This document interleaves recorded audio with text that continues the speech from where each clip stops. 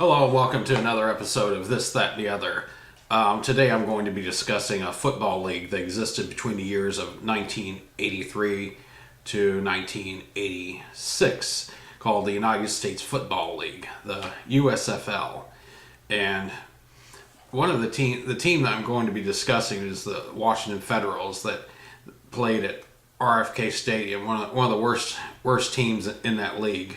They were owned by a prominent D.C. attorney by the name of Burl Bernard. That was the man that owned the Federals. And this is actually the game program from the first game that I went to where the Federals were playing the Chicago Blitz. And their general manager was Dick Myers right here. And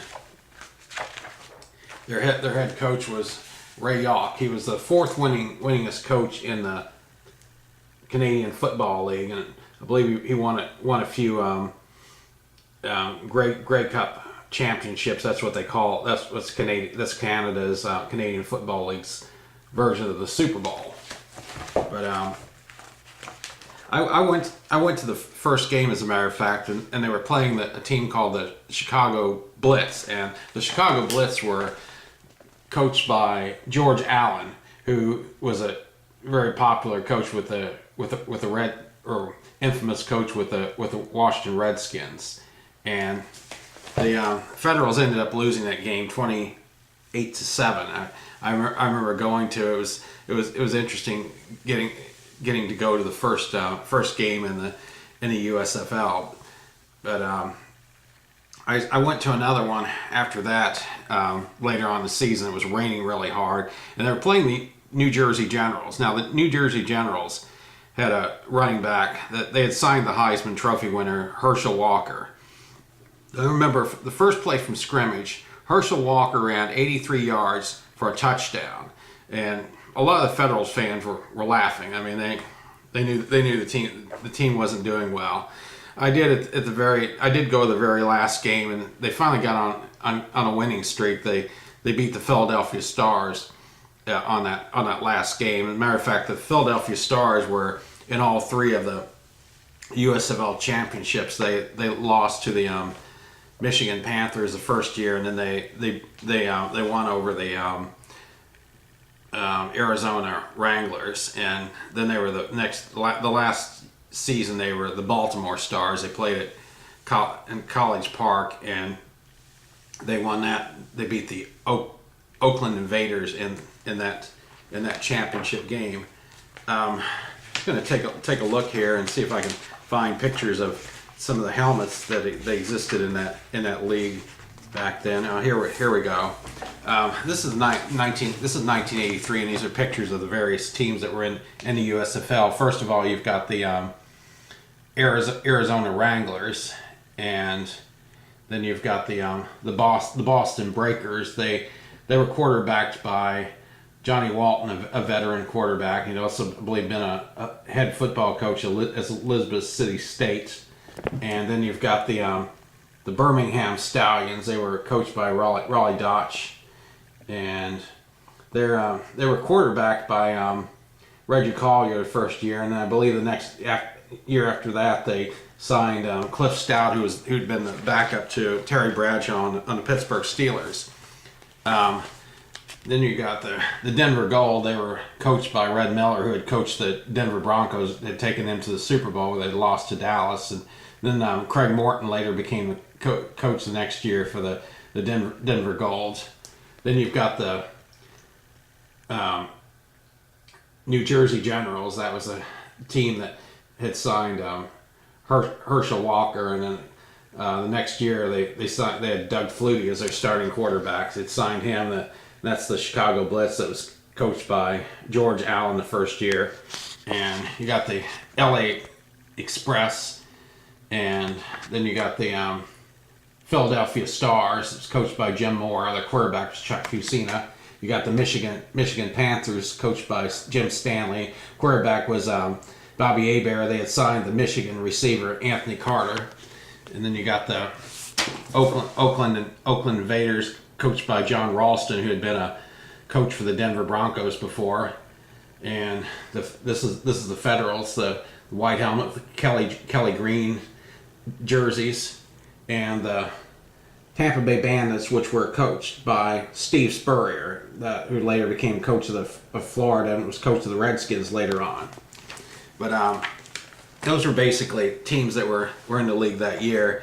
The next year, I went to another Federals game where they played the Chicago Blitz. At that time, the Chicago Blitz swapped franchises with the Arizona Wranglers, and the team George Allen had was now in Arizona, and he was coach of the Wranglers. And the Blitz hired Marv Levy as their head coach, the old Kansas City Chiefs, and the coach that took the Buffalo Bills to the Super Bowl four times, 4 years in a row.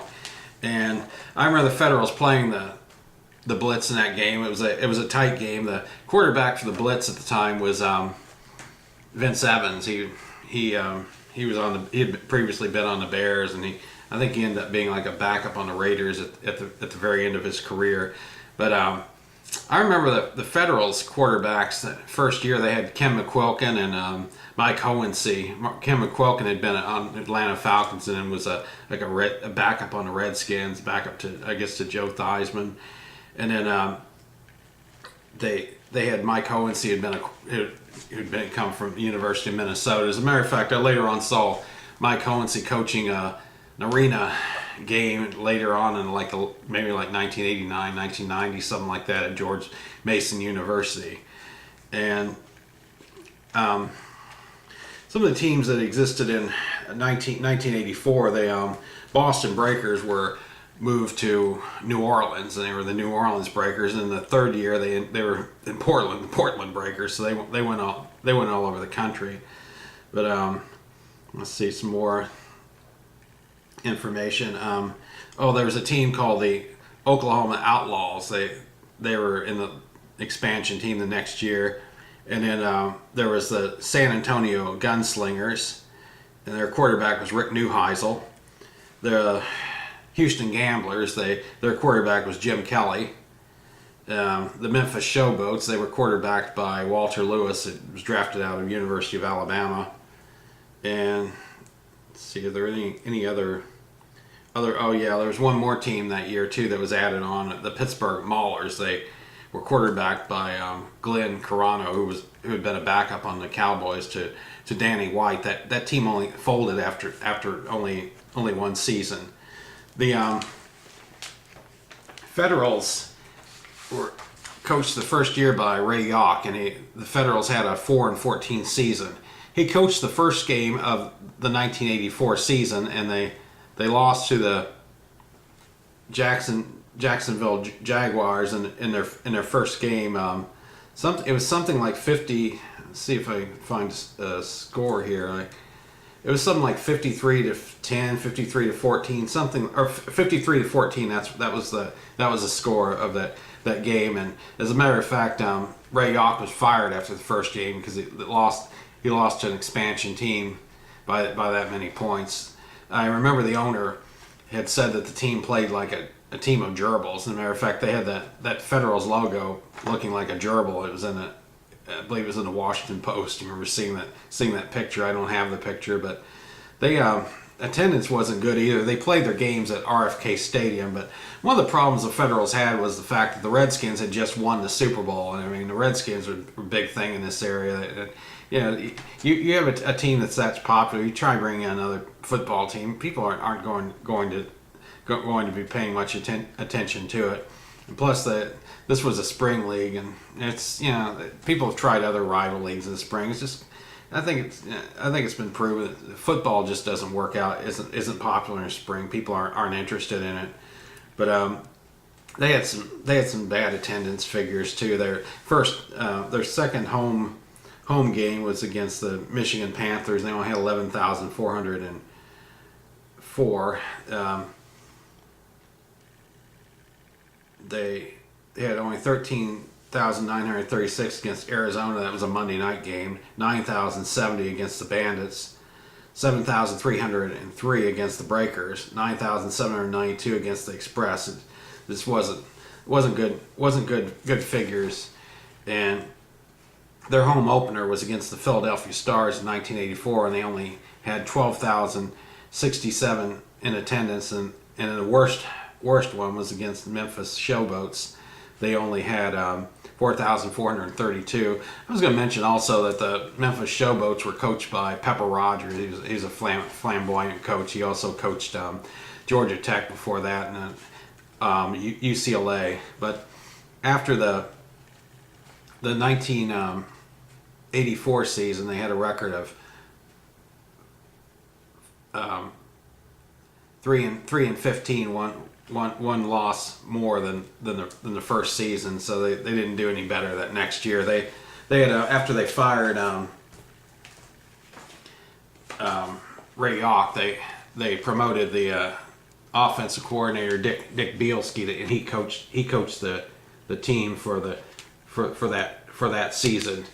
This is the press guide of the 1984 Federals. As a matter of fact, the Federals changed their helmet from what was the white design in 1983 to silver helmet in 1984. It still had the Kelly green jerseys. I actually thought the Federals had some pretty cool uniforms.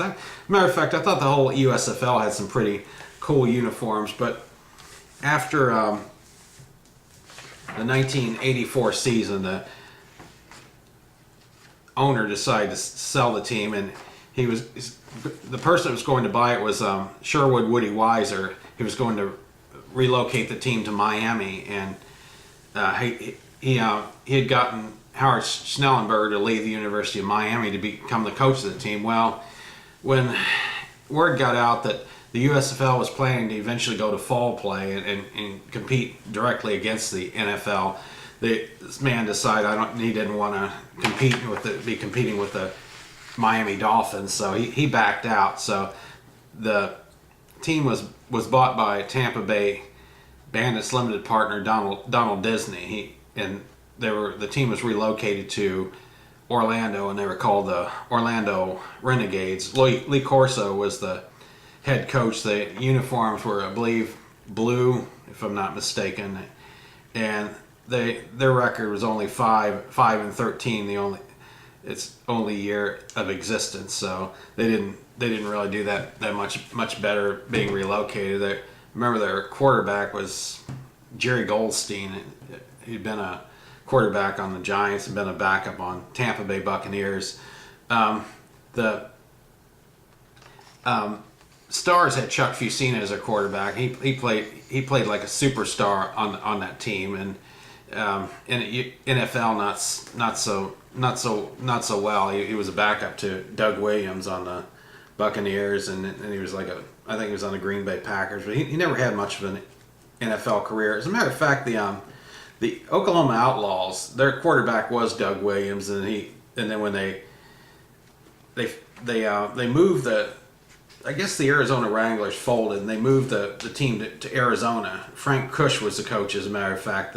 The last year they were in existence in Arizona, and they were called the Arizona Outlaws. And Doug Williams was their quarterback back then too. But that's a little information I've got. They on this league, they decided to take on the NFL in a lawsuit and try to sue them for $1 billion for the NFL having monopoly over the television market. I believe was what it was. But in the end, the USFL won the lawsuit, but their settlement was only $1. So I mean that wasn't what they were after, and they folded shortly after that court case was over with. But I mean, it was a league that was I enjoyed it when it was around, and they had some of the coolest uniforms, the coolest helmets, but it didn't work out. And there's been other leagues that have tried to challenge the NFL